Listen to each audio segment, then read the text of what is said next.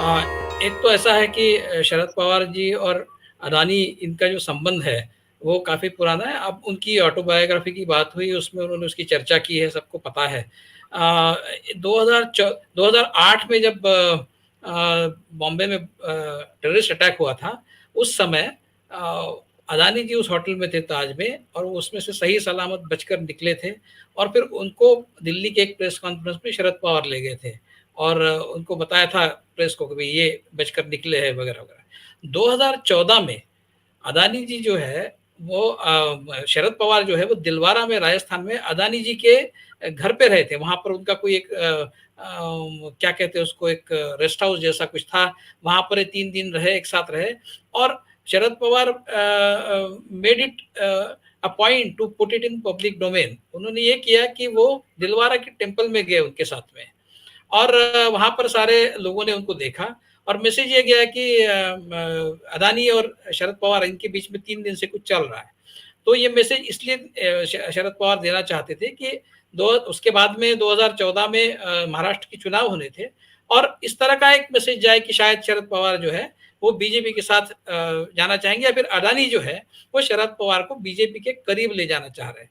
तो ये कोई बहुत साधारण सा संबंध शरद पवार और अडानी के बीच में नहीं कि भाई किसी एक इंडस्ट्रियलिस्ट को उन्होंने प्रमोट किया, उसको उत्तेजना दी, और फिर उन्होंने अपना एक एम्पायर बढ़ाया वगैरह। इतना सीधा और ये नहीं है, वो मामला सीधा नहीं है। इसलिए कि जब जेपीसी की डिमांड होती है, तो शरद पवार जी ये कह रहे हैं कि भाई जेपीसी में क्या होने वाला है, वहां पर तो बीजेपी का बहुमत है। तो बीजेपी आखिर में क्या होगा, उसमें जो निष्कर्ष निकलेगा वो तो बीजेपी के फेवर से निकलेगा। तो मतलब वो एक तरफ ये बताना चाह रहे हैं कि मैं इसलिए जेपीसी के फेवर में नहीं हूं कि उसमें जीत आखिर बीजेपी की होगी। इतना वो मतलब अगर ये समझते हैं कि अदानी के मामले में बीजेपी की जीत नहीं होनी चाहिए, तो ये इंटरव्यू क्यों दिया उन्होंने। ऐसा है कि जेपीसी की डिमांड, इसलिए सबको पता है कि जेपीसी में बीजेपी का बहुमत होगा, और शायद हो सकता है कि उसका निष्कर्ष जो है वो बीजेपी के पक्ष में जाएगा, ये सब जानते हैं, सिर्फ शरद पवार नहीं जानते। फिर भी जेपीसी की डिमांड इसलिए हो रही है कि जेपीसी जो है वो रिकॉर्ड समन कर सकती है, और जब रिकॉर्ड समन होंगे तो उसमें कई ऐसी बातें आएंगी, सिर्फ मोदी जी से कनेक्टेड नहीं। तो ऐसे कई राजनेता होंगे इस देश में जिनसे कनेक्टेड मनी ट्रेल की बात आ सकती है सामने, और वो सामने ना आए, ये शायद शरद पवार की कोशिश है। शरद पवार बीजेपी की मदद नहीं कर रहे, शरद पवार खुद की मदद कर रहे हैं। भाई इतना आउट ऑफ द वे, उनको तो, अदानी को तो बीजेपी डिफेंड नहीं कर रही है, अडानी के बारे में तो बीजेपी चुप है। इतना आउट ऑफ द वे जाके शरद पवार क्यों मदद कर रहे हैं, वो भी अडानी के चैनल पर जाकर कर रहे हैं। तो क्या कनेक्शन है भाई, सिर्फ एक राजनेता का जो एक इंडस्ट्रीज के साथ में जो कनेक्शन होता है, उतना साधारण सा मामला है क्या। इस देश में हमने ये कई उदाहरण है जब राजनेता जो है वो अपने अपनी जो कमाई है उसको कहीं पार्क करते हैं, किसी के थ्रू रूट करते हैं, है ना। तो जेपीसी की डिमांड में सारी बातें सामने आती है। मोदी जी क्यों झटक रहे हाथ जेपीजी से, क्योंकि ये सारा रिकॉर्ड जो है वो नहीं चाहते कि रिकॉर्ड समन किया जाए। सेबी से भी, सेबी से आप जांच करवा रहे हैं, जो सुप्रीम कोर्ट की कमेटी है, सुप्रीम कोर्ट ने सेबी को बताया कि आप जांच कीजिए। जांच तो सेबी की होनी चाहिए, क्योंकि इतने दिन तक अडानी जो कर रहे हैं उसको नजरअंदाज कर दिया, उसको इग्नोर कर दिया। सेबी ने क्यों किया, जांच तो सेबी की होनी चाहिए, सेबी के खिलाफ जांच बिठानी चाहिए कि आप चुप क्यों रहे। ये सब नहीं हो रहा है। और जहां तक मुद्दा है अदानी का, इलेक्शन इशू बिल्कुल है, होना चाहिए। भाई इस देश में इतना बड़ा बवाल जो है आर्थिक जगत में इस देश के, इससे पहले कभी नहीं हुआ। हिंडनबर्ग ने जो कुछ भी बताया है वो हम सब जानते हैं, पहले से हमने देखा है वो होते हुए। भाई हिंडनबर्ग के बाद ही क्यों स्टॉक मार्केट क्रैश हुआ, बट हम लोग सब जानते हैं। इस तरह की बातें सब लोग कर रहे थे कि ये अडानी वाला मामला जो है वो आर्टिफिशियल है, वो अननेचुरल है। उसके बावजूद स्टॉक्स नहीं गिरे, स्टॉक्स तभी जाकर गिरे जब हिंडनबर्ग ने ये रिपोर्ट दिया। और इसलिए क्योंकि उसमें फाइनल डिटेल्स सब सामने आए, क्या क्या हुआ ये सामने आया, इसलिए स्टॉक्स गिरे हैं।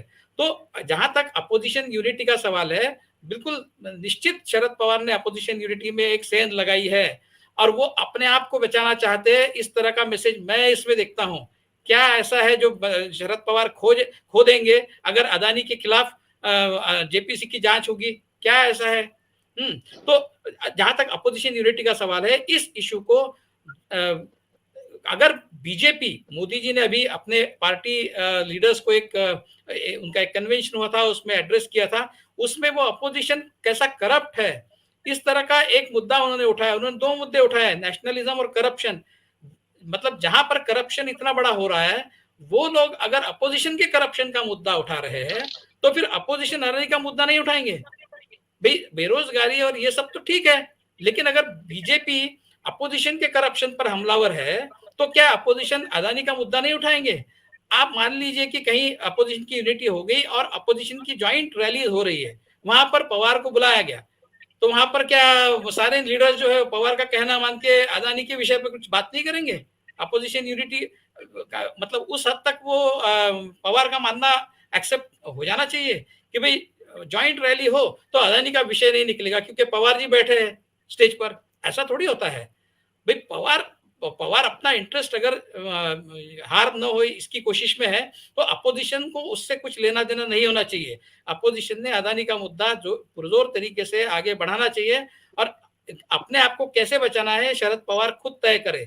लेकिन ये ना एक्सपेक्ट भाई, सावरकर के मुद्दे पर भी आप कांग्रेस को बैकफुट पर ले जा रहे हैं, अदानी के मुद्दे पर भी आप कह रहे हैं कि ऐसा थोड़ी होता है, आप थोड़ी टर्म्स डिसाइड करेंगे। तो शरद पवार को इसका बहुत सख्त जवाब अपोजिशन की तरफ से मिलना चाहिए कि आपका जो कुछ भी अदानी के साथ में इंटरेस्ट है, वो आप सेफगार्ड करना चाहते हैं, आप अपने आप को खुद बचाइए, हम आपकी रक्षा नहीं कर सकते। तो ठीक है।